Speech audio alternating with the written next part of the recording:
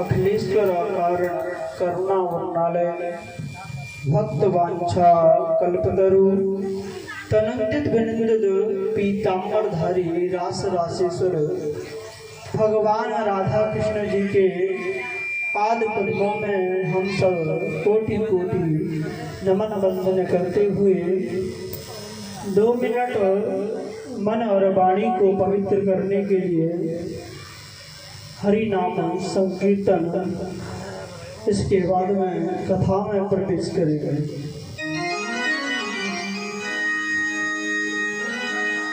गोविंद जय जय गोपाल जय जय गोविंद जय जय गोपाल जय जय गोविंद जय जय गोपाल जय जय गोविंद जय जय गोपाल जय जय गोविंद जय जय गोपाल जय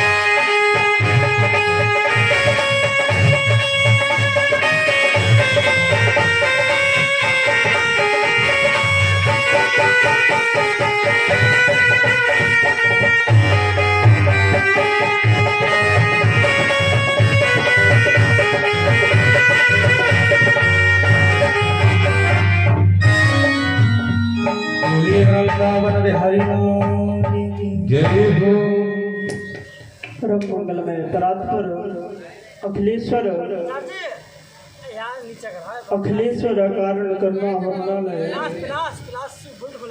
भगवान राधा कृष्ण के चरणों में कोटि कोटि नमन वंदन करते हुए आप सभी लोगों ने कल परम पूज्य आदरणीय सदगुरुदेव भगवान के मुखारविंद से बड़े ही सुंदर दिव्य पावन कथा का श्रवण किया। जिसमें कल गुरुदेव भगवान के मुखारविंद से हम सबको श्रवण करने को मिला। राजा परीक्षित को श्राप कैसे लगा तथा कल की कथा में सदगुरुदेव भगवान श्री सुखदेव जी महाराज का आगमन सभा के मध्य में किस प्रकार हुआ और कैसे राजा परीक्षित ने आचार्य सुखदेव जी का पूजन किया है, उनका नमन बंदन किया है। बड़ा ही सुंदर भाव है। आचार्य सुखदेव जी का जब सभा के मध्य में आगमन हुआ है, सभी ऋषिगण खड़े हो गए, खड़े होकर के उनका स्वागत कर रहे हैं। और आज परीक्षित ने तो जान लिया है, समझ लिया है, ये मेरा कल्याण करने के लिए ही आए हैं। और आज परम गुरु कह करके उनका अनुमोदन, योगा नाम परम गुरु, आप योगियों के भी गुरु हैं। भगवान आपने यहाँ पधार कर, यहाँ आकर के हम सबको कृतार्थ किया है। और ऋषि परीक्षित जी से कहने लगे हैं, राजन आचार्य सुखदेव जी से कोई प्रश्न करो, क्योंकि आचार्य सुखदेव जी महाराज ज्यादा समय तक कहीं रुकते नहीं हैं। भागवत जी में ऐसा वर्णन आया है कि आचार्य सुखदेव जी भिक्षा मांगने के लिए भी जाते थे तो इतने समय तक जाते थे, इतने समय तक एक घर पर बैठते थे, खड़े होते थे जितने समय में गाय का दोहन, गाय से दूध निकाला जाता है, इतने समय के लिए 5 घरों से अगर भिक्षा भी लेते थे तो सिर्फ इतने समय तक रहते थे जितने समय में गाय का दोहन होता है। आज ऋषियों ने कहा है, राजन आचार्य सुखदेव जी से, गुरुदेव भगवान से कोई प्रश्न करो और इन्हीं से ही पूछो कि जल्दी मरने वाले के लिए, जल्दी मरने वाले को क्या करना चाहिए। और परीक्षित जी महाराज ने सुखदेव जी महाराज को प्रणाम किया है और पूछने लगे, महाराज जिसकी मृत्यु समीप आ गई हो, जिसे मृत्यु का भय क्रांत कर रहा हो, उसे जीव को क्या करना चाहिए। क्योंकि हम भी जानते हैं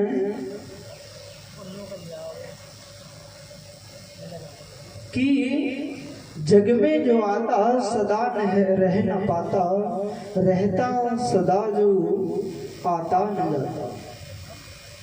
इस संसार सागर में जो भी आया है उसे जाना है, और जो आता जाता नहीं है वो तो सिर्फ परमात्मा ही है, वो तो मेरा गोविंद है। अरे गोविंद भगवान की। आचार्य सुखदेव जी से राजा परीक्षित ने प्रश्न किया है, महाराज जल्दी मरने वाले को क्या करना चाहिए, क्या उपाय करना चाहिए, कौन सा अनुष्ठान करना चाहिए, कौन सा व्रत करना चाहिए जिससे भगवत प्राप्ति हो सके, जिससे ये मानव देह को, इस मानव देह से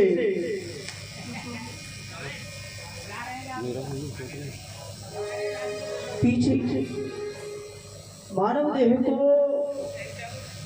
इस मानव देह से भगवत प्राप्ति कैसे हो। आचार्य सुखदेव जी ने राजा परीक्षित के प्रश्न को सुनकर के बस कराने लगे हैं।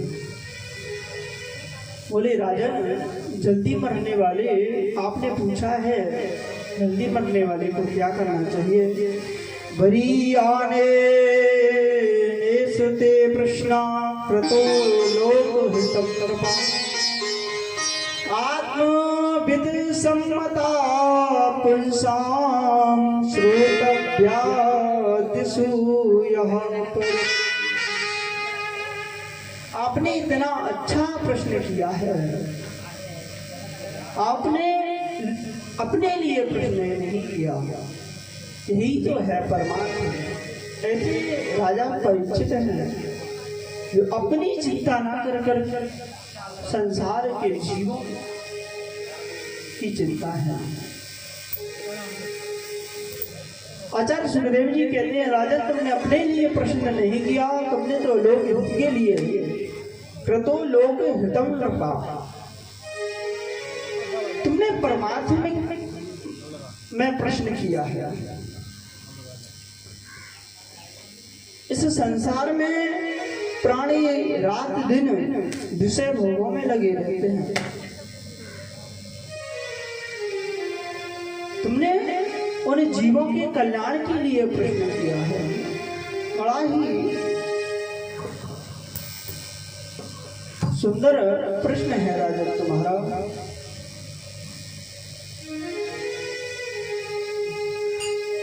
और आचार्य सुखदेव जी कहने लगे हैं, राजन तुम चिंता मत करो, तुम्हारे लिए तो 7 दिन हैं। राजा खट्वांग के पास तो सिर्फ 2.5 घड़ी ही थी, और 2.5 घड़ी में ही उन्होंने भगवत प्राप्ति कर ली। राजन तब व्यर्थ की चिंताओं को छोड़ करके भगवान का चिंतन करें। बोलो सुखदेव जी महाराज की। और आचार्य सुखदेव जी कहने लगे हैं, ये सारा संसार है, ये भगवान का ही स्वरूप है, भगवान का विराट रूप है, और सारा संसार उसमें समाया हुआ है। राजन भगवान की गर्दन, भगवान के शरीर को, भगवान के शरीर में सारा संसार समाया हुआ है।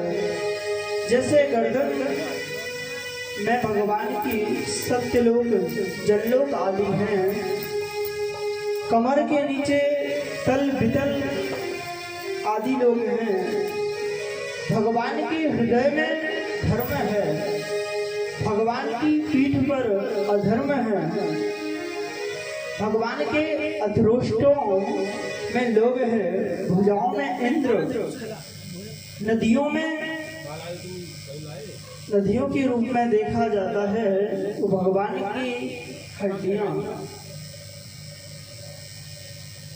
पर्वत आदि भगवान के रोम हैं, वृक्ष आदि भगवान के रोम हैं, सूर्य चंद्रमा जिनकी आंखें हैं। इस संसार में दृष्टि डालो, जहां भी दृष्टि जाए तुम्हारी राजन, वहां भगवान का चिंतन करो। और दूसरी बात कि भगवान को अगर प्राप्त करना है तो रेचक, कुंभक, पूरक आदि प्राणायाम के द्वारा भी किया जा सकता है। श्वास को खींच करके दिव्य पद्मासन में बैठ करके भगवान का चिंतन करें। और एक बात है राजन, भगवान को प्राप्त मानसिक पूजा से भी किया जा सकता है। जितनी जल्दी भगवान मानसिक पूजा से प्रसन्न होते हैं,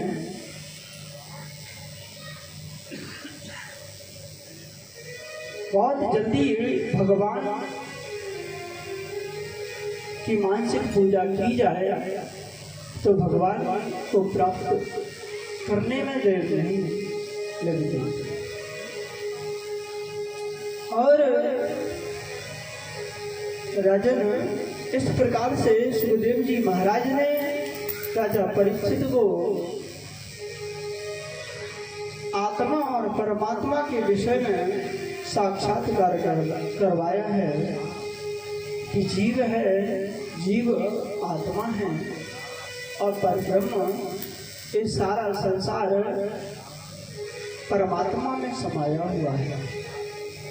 गोस्वामी तुलसीदास जी भी कहते हैं, ईश्वर अंश जीव अवनाशी, चेतन अमल सहज सुख राशि। ईश्वर का ही अंश है जीव। आगे वर्णन किया है आचार्य सुखदेव जी ने, कहने लगे हैं वैसे तो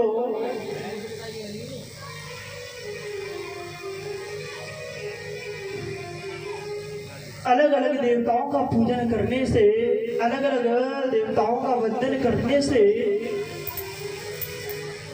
अलग अलग अभिलाषाओं की प्राप्ति होती है। जैसे कि संतान की प्राप्ति के लिए प्रजापति की आराधना, सौंदर्य की प्राप्ति के लिए गंधर्वों की आराधना, विद्या की प्राप्ति के लिए भगवान शंकर की आराधना करनी चाहिए, सुख शांति के लिए कार्तिक जी की आराधना करनी चाहिए,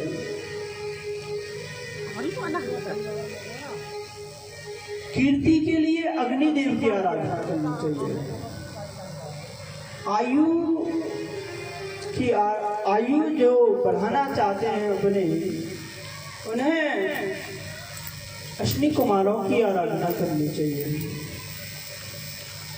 और सुंदर वर मिले मुझे, ऐसी कन्याओं को माँ भगवती परात्परा की आराधना करनी चाहिए। हर देवता की अलग अलग कामनाओं से अलग अलग पूजन आराधना करने से उन्हें प्राप्त किया जा सकता है राजन। मगर जिसे कोई कामना ना हो, जिसे किसी भी प्रकार की कोई अभिलाषा ना हो, उसे क्या करना चाहिए? बड़ा ही सुंदर श्लोक लिखा है व्यास जी ने, अकामः शर्म कामो वा मोक्षकामोदारथि तीव्रेण भक्ति योगेन यदेतं पुरुषं परम्। जिसे कोई कामना ना हो वो भगवान मेरे गोविंद की आराधना करे। अकामो सर्व कामोगा, सब प्रकार की कामनाओं को सिद्ध करने वाले मेरे गोविंद हैं। और जिन्हें कुछ नहीं चाहिए वो भगवान तीव्र भक्ति योगी न, भगवान योगेश्वर की आराधना करें तीव्र भक्ति से, तीव्र गति से। इस प्रकार से भगवान को प्राप्त किया जा सकता है। जो भगवान की निरंतर चित्त निरंतर भक्ति में रमे रहते हैं, उन्हें भगवान जल्दी प्राप्त हो जाते हैं। तो गोविंद भगवान की जय। राजन, भगवान कृष्ण ही जीवों के एकमात्र हितैषी हैं। वे अविनाशी निर्विकार निराकार होते हुए भी सबके मन में, सबके अंदर बैठे हुए हैं।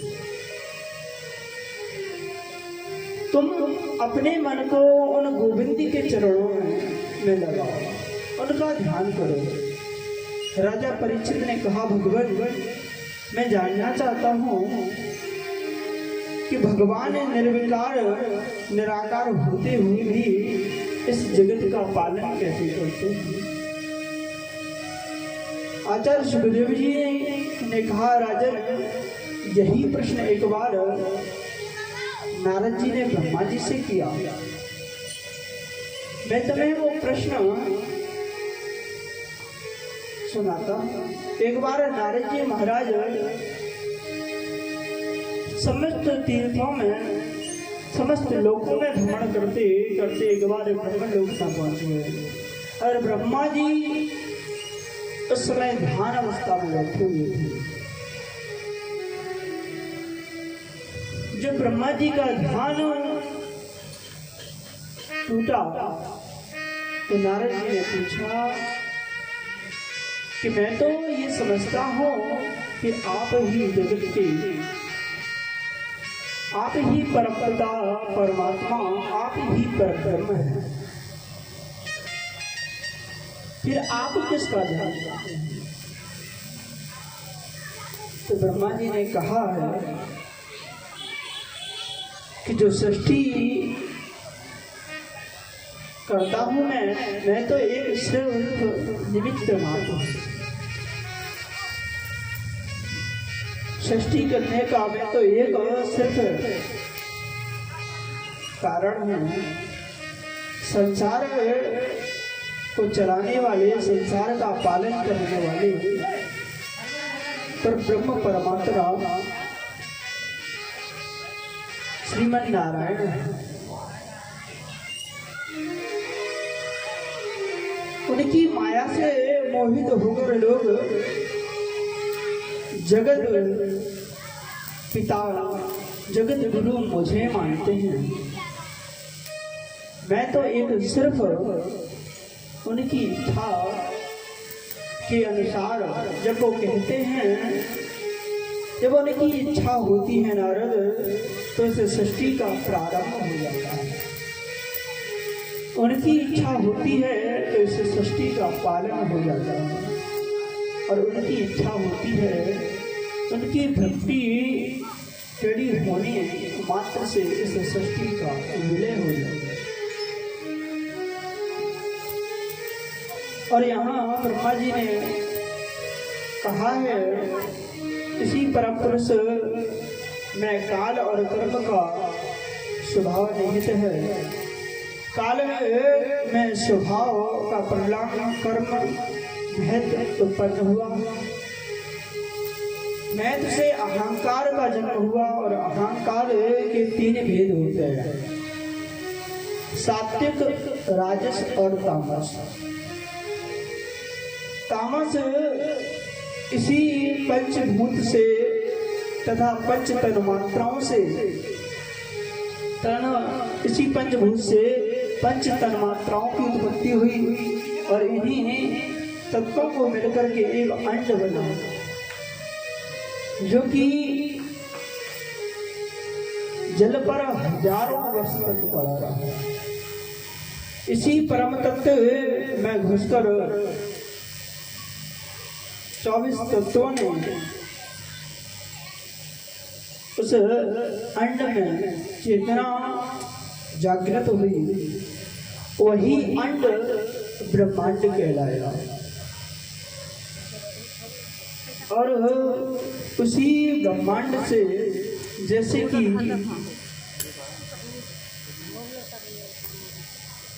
भगवान के मुख से, एक मुख से अनेकों, जैसे कि 14 भुवन आदि उत्पन्न हुए हैं। मुख से ब्राह्मण, भुजाओं से क्षत्रिय, भगवान के पेट से वैश्य और चरणों से शूद्र। भूलोक भगवान की नाभि का भेदन करने, इस ब्रह्मांड का भेदन करने के बाद श्रीमन नारायण बाहर निकले उस अंड से, जिन्होंने हजारों वर्ष तक जल में शयन किया है।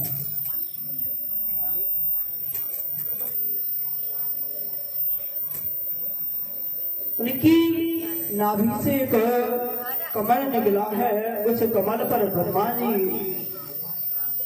उस कमल में ब्रह्मा जी उत्पन्न हुए हैं। उन्होंने चारों तरफ देखा है और चारों तरफ देखने के बाद उनके 4 मुख हो गए। उन्हें 2 शब्द सुनाई दिए ब्रह्मा जी को, ता और बा। ब्रह्मा जी ने समझ लिया है कि मुझे तप करना चाहिए, और ब्रह्मा जी तप करने लगे। भगवान श्रीमन नारायण का जब तप करने लगे, करते करते आज 10,000 वर्ष बीत गए, और भगवान श्रीमन नारायण प्रकट होकर के उन्हें दर्शन देने लगे। जब भगवान श्रीमन नारायण ने दर्शन दिया उन्हें, और फिर कहने लगे हैं वो कि ब्रह्मा जी से, ब्रह्मा मैं तुम्हें अपना सखा मानता हूँ, और अब मैं तुम्हें इस सृष्टि का आधिपति बनाता हूँ, सृष्टि की रचना करने वाला बनाता हूँ, तुम सृष्टि की रचना करो। भगवान ने ब्रह्मा जी को सृष्टि का आधिपति बनाया। ब्रह्मा जी कहने लगे, भगवान इतनी बड़ी सृष्टि, इतना बड़ा संसार है, इस संसार को बना करके हम देखेंगे, कहीं ऐसा ना हो कि मेरे मन में भी ये अभिलाषा आ जाए, मेरे मन में भी ये अहंकार आ जाए कि अरे इस सृष्टि का मैं रचयिता हूँ, कहीं मेरे मन में अहंकार ना आ जाए। क्योंकि गोस्वामी तुलसीदास जी भी कहते हैं, अस को जन्मा जग माही, प्रभुता पाए के ही मगनाई। संसार में ऐसा कौन है जो पद प्रतिष्ठा को पाने के बाद में अहंकार न हुआ।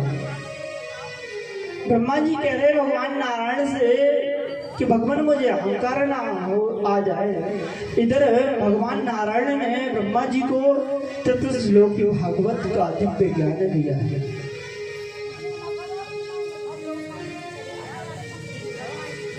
जब दिव्य ज्ञान दिया है और कहने लगे ब्रह्मा जी से भगवान कि पृथ्वी से पहले मैं था, और मध्य में भी मैं ही रहूंगा, और अंत में भी मैं ही बचूंगा। भूत भविष्य और वर्तमान तीनों कालों में मेरी ही सत्ता हो। समझो तुम्हें अहंकार नहीं होगा। रघुनंद भगवान की सुंदर ज्ञान दिया है ब्रह्मा जी को, और ब्रह्मा जी से कहा है कि आप सृष्टि करो।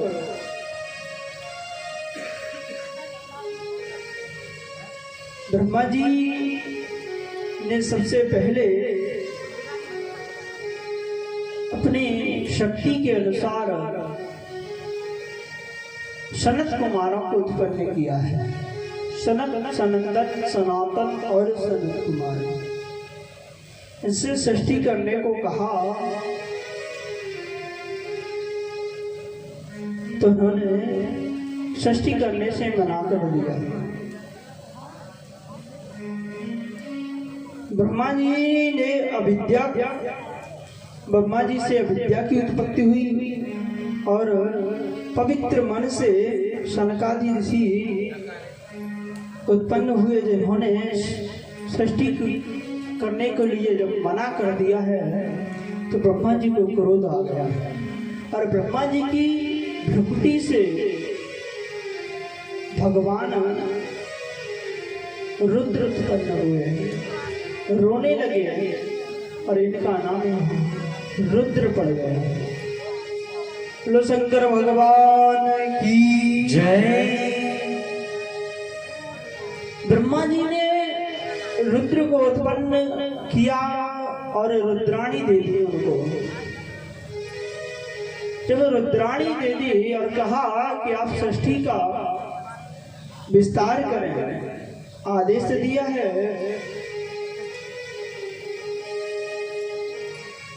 शंकर जी सृष्टि करने लगे हैं, मगर ब्रह्मा जी को इनकी सृष्टि अच्छी नहीं लगी है। कभी कभी भूत प्रेत आदि हैं, कभी कभी ब्रह्मा जी की तरफ ही खाने के लिए उनको दौड़ने लगते हैं। तो इन्हें ब्रह्मा जी भगवान शंकर से कहा तुम षष्ठी बंद करो और भगवान का ध्यान करो। आज भगवान शंकर ने षष्ठी को करना बंद किया है और भगवान के भजन के लिए कैलाश पर्वत पर चले गए। आगे ब्रह्मा जी ने 10 पुत्र पुनः उत्पन्न किए हैं, जिनसे ब्रह्मा जी के मन से मारीची, नेत्रों से अत्रि, मुख से अंगिरा, कर्ण से पुलह और कानों से दक्ष, बुध से नारद उत्पन्न किए हैं। इन 10 ऋषियों को उत्पन्न किया है। षष्ठी करने को जब कहा है, मैंने ऋषियों ने मना कर दिया। ब्रह्मा जी ने अपने ही शरीर के 2 भाग किए हैं और 2 भागों को दाईं भुजा से मनु महाराज को उत्पन्न किया है, बाईं भुजा से शत्रुपा को उत्पन्न किया और इन्हें मैथुन सृष्टि करने का आदेश दिया। इनकी 3 पुत्री और 2 पुत्र हुए हैं, आकृति, देवहूति और प्रसूति। आकृति का विवाह दक्ष प्रजापति के साथ में हुआ और आकृति का विवाह रुचि के साथ में हुआ। देवहूति का विवाह कर्दम ऋषि के साथ में हुआ और प्रसूति का विवाह दक्ष प्रजापति के साथ में हुआ। मनु जी महाराज ने सृष्टि करने का प्रयास किया, ब्रह्मा जी से प्रार्थना की कि सृष्टि करें तो करें कहाँ, पृथ्वी तो जलमग्न है, जल में डूबी हुई है। आज ब्रह्मा जी को छींक आई है और एक छींक ब्रह्मा जी की नासिका के द्वारा भगवान 12 का अवतार हुआ है। बोलो 12 भगवान की जय। और देखते ही देखते वो एकदम पहले गाय के रूप में, गाय से फिर हाथी के रूप में और हाथी से एकदम बहुत बड़ा शरीर, बहुत बड़ा उनका आकार हो गया है। और 12 भगवान ने अपनी नासिका से उस ग्रहण इंद्री से पृथ्वी को खोज लिया है। रसातल में छुपी पृथ्वी को भगवान नारायण लेने के लिए गए हैं, भगवान 12 लेने के लिए गए हैं और पृथ्वी को खोज निकाला है, जल के ऊपर स्थापित किया है। रास्ते में इन्हें हिरण्याक्ष नाम का दैत्य मिलता है, जिसका भगवान 12 उद्धार करते हैं और पृथ्वी को जल के ऊपर स्थापित करते हैं। स्थापित करके भगवान नारायण अंतर ध्यान हो गए। बोल 12 भगवान की जय। राजा परीक्षित ने प्रश्न किया है, गुरुदेव ये हिरण्याक्ष कौन है? इसका भगवान 12 ने वध क्यों किया? मैं जानना चाहता हूँ।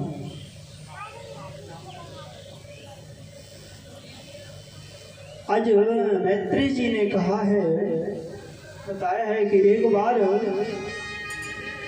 कश्यप ऋषि की पत्नी तिथि सूर्यास्त के समय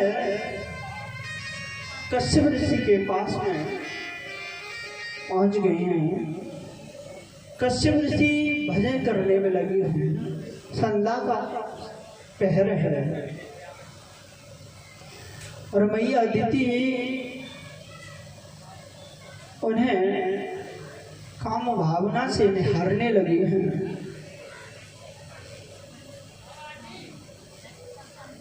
तो कश्यप ऋषि ने मना किया है, ये काम सुख के लिए ये समय ठीक नहीं है।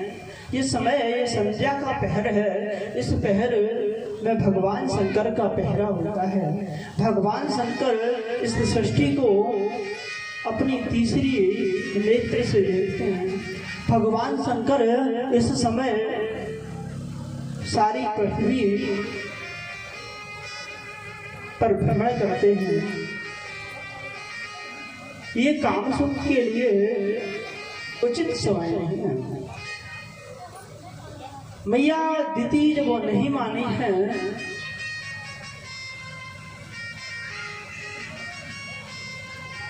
तो कश्यप जी ने उन्हें उनका मनोरथ पूर्ण किया है। भगवान रुद्र का पहरा है।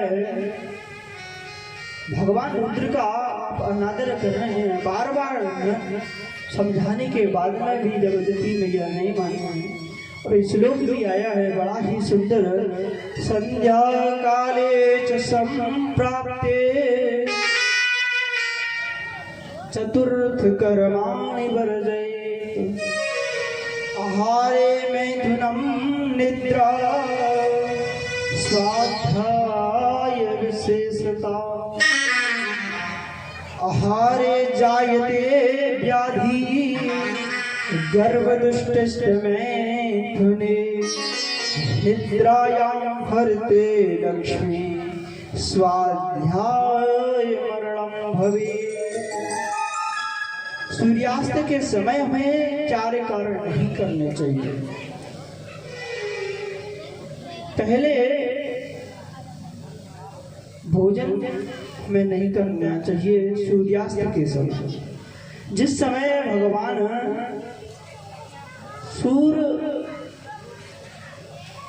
संध्या का पहर वो होता है जिस समय भगवान सूर्य अस्त हो रहे हैं, बिल्कुल डूब रहे हैं, डूबते डूबते और भगवान जब सूर्य दिखना बंद हो जाए उस समय को संध्या पहर है। उस समय हमें भोजन नहीं करना चाहिए। भोजन अगर करते हैं तो शरीर में अत्याधिक रोग व्याधि उत्पन्न हो जाएगी। दूसरा, संध्या के समय हमें सोना नहीं चाहिए। निद्रायाम हरते लक्ष्मी। जो मनुष्य संध्या के समय सोता है उसके यहाँ लक्ष्मी वास नहीं करती। और संध्या के समय हमें पठन पाठन भी नहीं करना चाहिए, पढ़ाई लिखाई। मगर समस्या तो आजकल इस बात की है कि मास्टर साहब अगर बालकन को ट्यूशन लगावे ना तो मास्टर साहब पे टाइम कोई शाम को ही मिला। शाम को कितने बजे आ जाऊँ सर जी? बोले अरे 6 बजे को टाइम ठीक है, 6 बजे आ जाए। दिन में तो मैं फ्री ना हूँ। और संध्या के समय हमें स्वाध्याय नहीं करना चाहिए। संध्या के समय हम अगर स्वाध्याय करते हैं तो उस विद्या का हमें कोई लाभ प्राप्त नहीं होता। उस विद्या से हमारा कोई मनोरथ सिद्ध नहीं होता। इस बात को मैं नहीं कह रहा हूँ, भागवत जी कह रहे हैं। स्वाध्याय विशेषता, उस समय पे स्वाध्याय नहीं करना चाहिए। और माता पिताओं को भी चाहिए कि संध्या के समय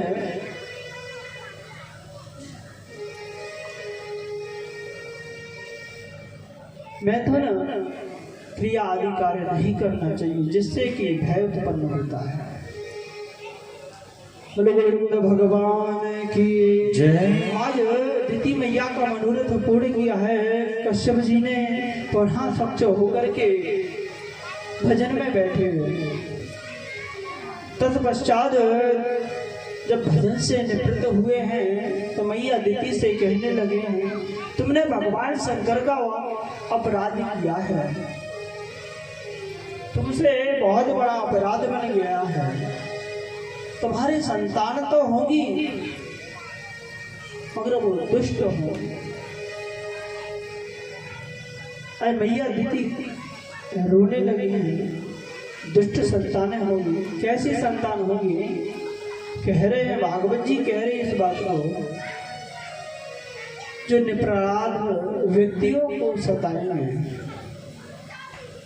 जो संत ब्राह्मणों की निंदा करेंगे, जो भगवान से विमुख रहेंगे, ऐसी संतान तुम्हारे यहाँ पर। अदिति मैया क्षमा याचना करने लगी, भगवान मुझसे भूल हो गई, मुझे क्षमा करो। और कहने लगे हैं कि अगर ऐसी संतान होगी तो मैं ऐसी संतान को जन्म नहीं दूंगी। और समय बढ़ता गया,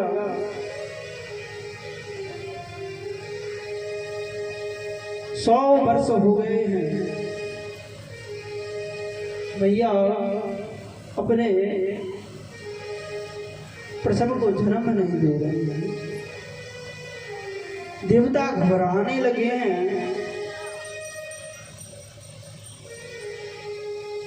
क्या करें भगवान? अंधकार सा छा रहा है, कहीं आंधी तूफान विविध प्रकार के उपद्रव होने लगे हैं।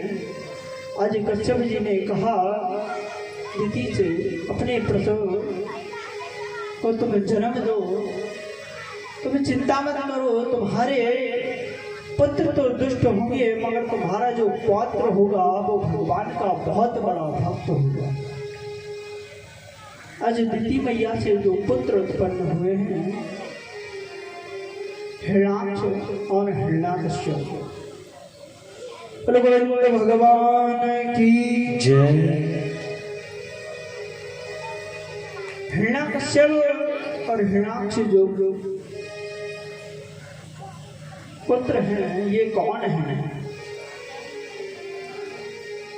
ये कोई और नहीं है, ये भगवान के द्वारपाल है। भगवान के द्वारपाल एक बार सनकादि ऋषि भगवान का दर्शन करने के लिए वैकुंठ में गए, तो द्वारपाल द्वारे पर खड़े भगवान शयन कक्ष में थे। द्वारपालों ने जाकर के मना कर दिया है, कहने लगे कि तुम अंदर नहीं जा सकते हो। आज सनकादि ऋषियों को क्रोध आ गया, क्रोध में आकर के उन्होंने श्राप दे दिया, तुम भगवान से मिलने के लिए हमें रोक रहे हो, तुम भगवान से हमें अलग कर रहे हो, मैं तुम्हें श्राप देता हूँ कि तुम भगवान की सेवा के लायक नहीं हो, तुम राक्षस हो जाओ। आज वही हिरण्याकश्यप और हिरण्याक्ष बन करके आए हैं। हिरण्याक्ष बन करके आए हैं। एक बार हिरण्याकश्यप राजा है, हिरण्याक्ष एक बार पृथ्वी पर घूम रहा था। इतना विशाल गाय उसका रूप है कि पैर पृथ्वी पर और सिर उसका आकाश में लग रहा है। जाकर के वरुण से कहने लगा है कि मेरी भुजाओं में खुजली मच रही है, तुम हमसे युद्ध करोगे क्या? वरुण ने तो मना कर दिया है, मैं तुम्हारे बराबर का योद्धा नहीं हूं, तुम्हें युद्ध करना है तो किसी और को देखो। और वरुण लोक से इस पृथ्वी को उसने रसातल में छुपा दिया है और घूम रहा है संसार में, कोई इसे युद्ध करने के लिए नहीं मिल रहा है। रास्ते में नारद जी मिल गए नारद जी, क्या करते? श्रीमन नारायण नारायण नारायण श्रीमन्नारायण नारायण नारायण श्रीमन्नारायण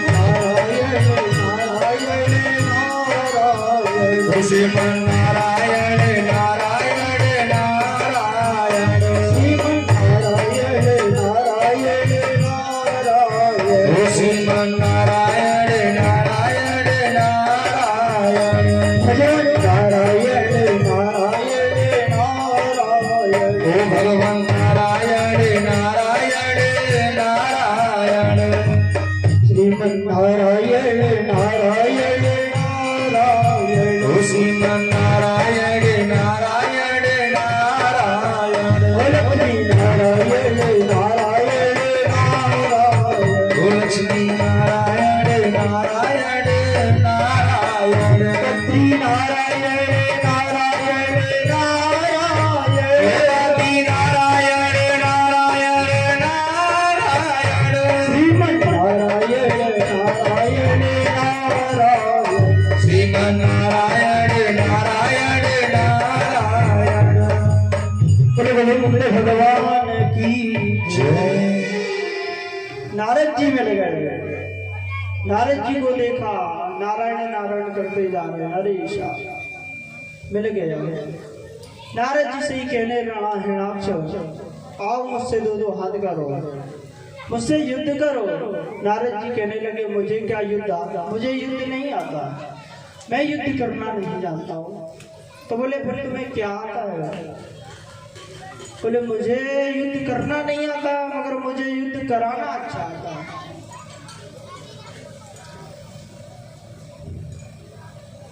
नारद जी ने कहा मुझे युद्ध कराना अच्छा आता है। तो बोले कौन फिर है कोई तुम्हारी नजर में जो हमसे युद्ध कर सके? आज नारद जी ने बता दिया है। कहने लगे तुमसे युद्ध करने के लिए तुम्हारी अगर भुजाओं में खुजली मच रही है ज्यादा, तो दोनों पृथ्वी छुपी हुई पृथ्वी को रसातल से परम पुरुष लेकर के आ रहे हैं, उनसे जाकर के युद्ध करो। आज भगवान बारह की तरफ ये हिरणाक्ष बढ़ने लगा है। उस पृथ्वी को भगवान अपने अधरों पर रखे हुए हैं, मुख पर रखे हुए हैं, लेकर के रसातल से आ रहे हैं भगवान।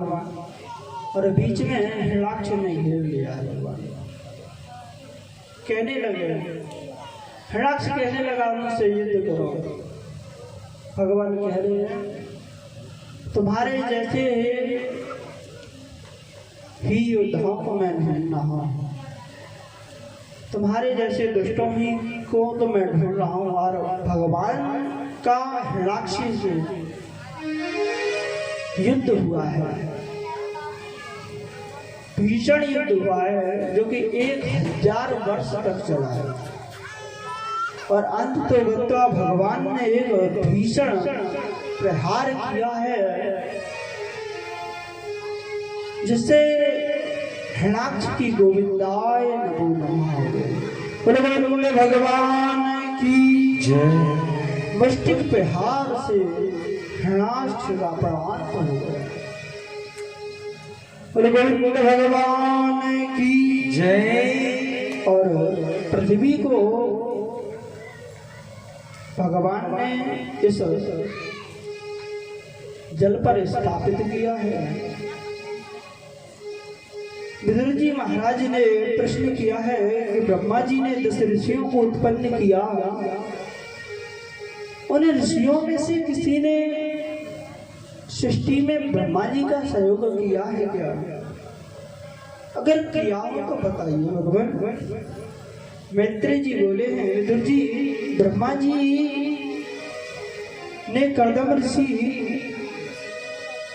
से सृष्टि करने को जब कहा वो तप करने के लिए चले गए सरस्वती नदी पर, जिन्होंने 10,000 वर्ष तक तप किया है। और भगवान प्रसन्न होकर के आए हैं। सुंदर भगवान ने कहा है कर्दम ऋषि से आप वरदान मांग लो, मैं तुमसे प्रसन्न हूँ। कर्दम ऋषि कहने लगे हैं भगवान आप अगर हम पर प्रसन्न हैं तो आप तो सब कुछ जानने वाले हैं, मेरे मनोरथ को पूर्ण कर दो, क्योंकि मैं अपने पिता की आज्ञा का पालन करना चाहता हूँ। कर्दम जी के मन में भी पहले ऐसा विचार आया था तपस्या से पहले कि मेरा भी विवाह होना चाहिए, और इसी भावना से भगवान का उन्होंने तप किया। आज भगवान ने उनको आशीर्वाद दिया है कि तुम्हारा मनोरथ शीघ्र ही पूर्ण होगा। कहने लगे भगवान, कर्दम जी कह रहे हैं वैसे तो मेरी कोई इच्छा नहीं है, मगर आपके दर्शन के बाद में मेरी इच्छा खत्म हो चुकी है, मगर आप अगर देना ही चाहते हैं तो मैं वरदान दें कि आप हमारी पुत्र बन करके आए। आज भगवान ने तथास्तु कर कहकर अंतर्ध्यान हो गए। भगवान ने कहा कर्दम जी से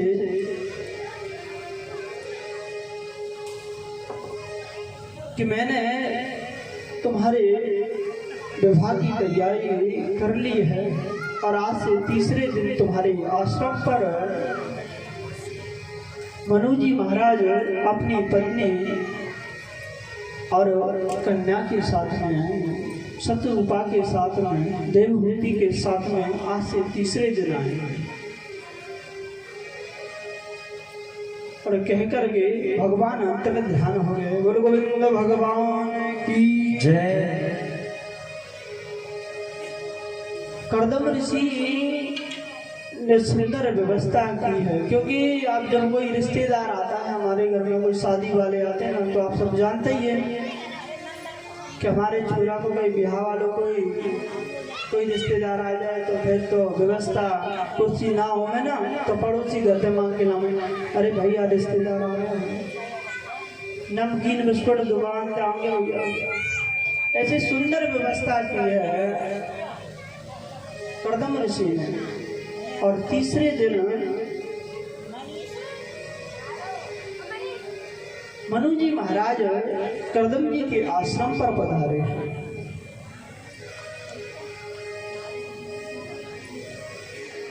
मनु जी महाराज ने कहा है कर्दम ऋषि से कि मैं अपनी पुत्री को तुम्हारे चरणों की सेवा में सौंपना चाहता हूँ भगवान। उस कर्दम ऋषि ने कहा है मैं विवाह करने के लिए तो तैयार हूँ, पर मेरी एक शर्त है। अच्छा, ज्यों ही कर्दम ऋषि के आश्रम पर मनु जी महाराज आए हैं, कर्दम ऋषि ने सुंदर आसन बिछाया है, 3 आसन बिछाए हैं वहां।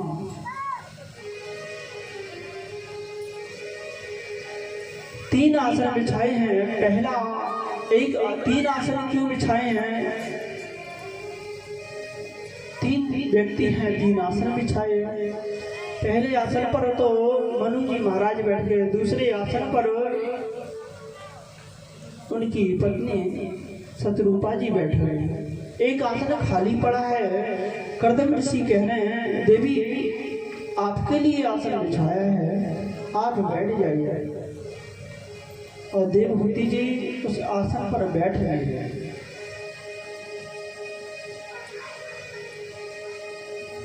कुछ विद्वान कहने लगे हैं कि जब देवहूति जी को पता है आसन पर क्यों नहीं बैठ रही देवहूति जी जानती हैं कि ये हमारे पति बनने वाले हैं, ये हमारी स्वामी बनने वाले हैं। अगर इनके बिछाए हुए आसन पर हम बैठेंगे तो नरक में जाएंगे। तो विद्वानों ने कहा है जब जान गए हैं पति देव ने आसन बिछाया है तो नहीं बैठना चाहती है, कि नरक में जाना पड़ेगा, और पति की अगर आज्ञा नहीं मानेंगे तो भी नरक में जाना पड़ेगा। तो ऐसे समय में क्या करें? जब आसन पे बैठ जाए तो भी नरक में जाएं, और ना बैठे पति की आज्ञा अगर आज्ञा का उल्लंघन करेंगे तो भी नरक में जाना पड़ेगा। तो फिर ऐसे समय में क्या करें? क्या करना चाहिए? बैठ जाएं, नरक में तो जाने हैं तो आसन में मजा आ जाए। आज देवहूति मैया ने बड़ा ही सुंदर तरीके से, बड़ी ही बुद्धि से उस आसन पर नहीं बैठ गए, उस आसन के समीप में बैठ गए और उस आसन पर अपना अंगुष्ठ रख दिया। स्वामी, आपका बिछाया हुआ जो आसन है वो हमें स्वीकार है, और आपका बिछाया हुआ है इसलिए हम बैठ नहीं सकते, और वहीं समीप में बैठ गए। ऐसी है देवहूति मैया। मनु जी महाराज ने कर्दम ऋषि से कहा है, मैं अपनी पुत्री को तुम्हारे साथ में इसका पाणी ग्रहण संस्कार करना चाहता हूँ, क्या राय है? कर्दम ऋषि ने कहा,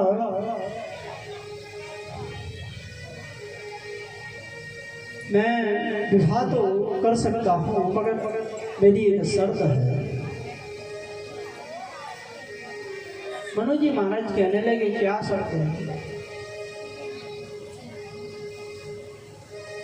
कर्दम ऋषि ने कहा है कि मेरी ये शर्त है कि मैं एक सत्पुत्र होने के बाद में संन्यास लेकर के चला जाऊंगा।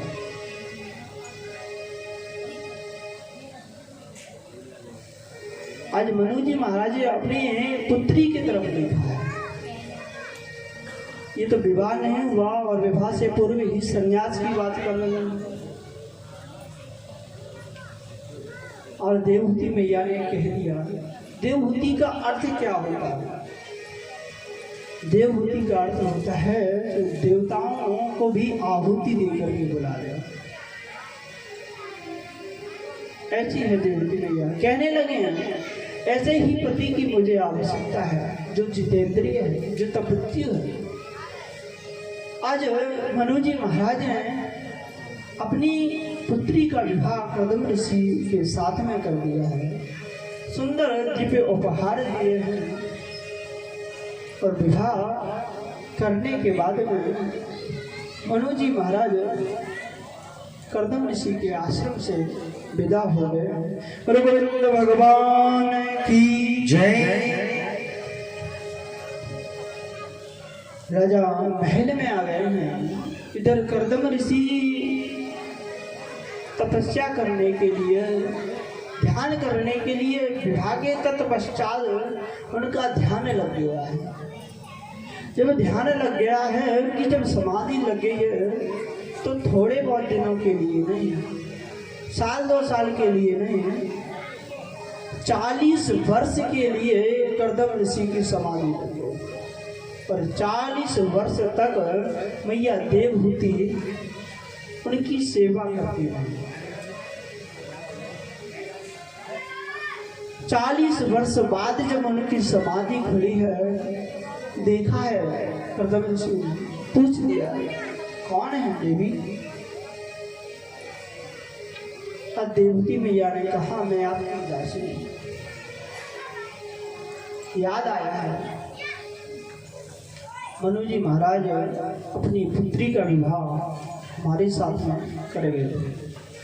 आज दिव्य कर्दम ऋषि ने कहा, तुमने हमारी बहुत सेवा की है, वरदान मांग लो देवहूति मैया से।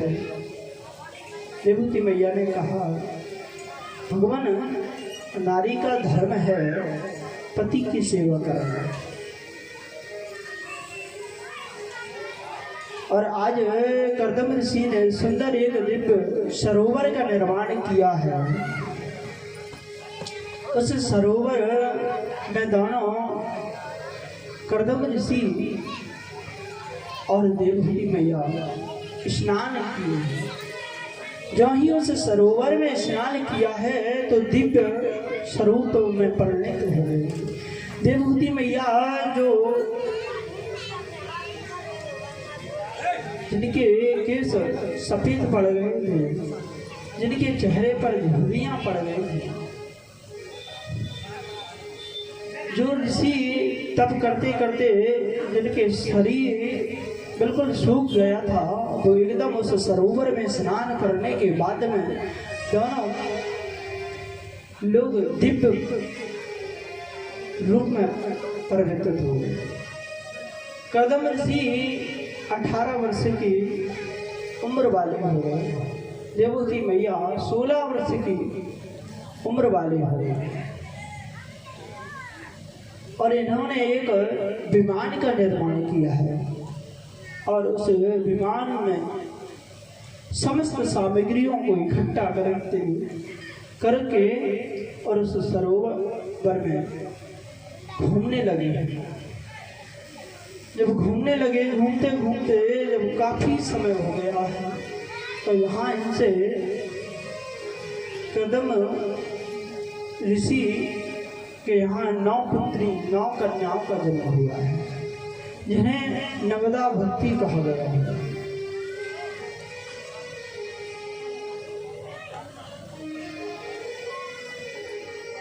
बड़ा ही सुंदर भाव है। नवदा भक्ति 9 प्रकार की भक्ति। कन्याओं का जन्म होने के बाद में कर्दम ऋषि संन्यास के लिए कहने लगे कि मैं तो संन्यास लेने के लिए जा रहा हूँ। जब संन्यास लेने के लिए कहने लगे हैं तो देवहूति मैया ने रोक दिया है कि आपने तो कहा था कि कोई एक सतपुत्र हो जाएगा तो मैं संन्यास के लिए, ये तो पुत्री है, पुत्र तो नहीं है। आज कर्दम ऋषि को याद आया, अरे हमारे ग्रह में तो साक्षात श्रीमन नारायण का अवतार है, साक्षात भगवान विष्णु आए और रुक गए। बड़ा ही सुंदर भाव है। कपिलदेव भगवान का कुछ समय बाद भगवान नारायण ही कपिल रूप में आकर के उनके यहाँ अवतार लिया है। बोले कपिलदेव भगवान की जय, बोले सदगुरुदेव भगवान की जय। आगे का प्रसंग हमारे सदगुरुदेव भगवान के मुखारविंद से आप सभी लोगों को श्रवण करने को मिलेगा। बोले भगवान की जय।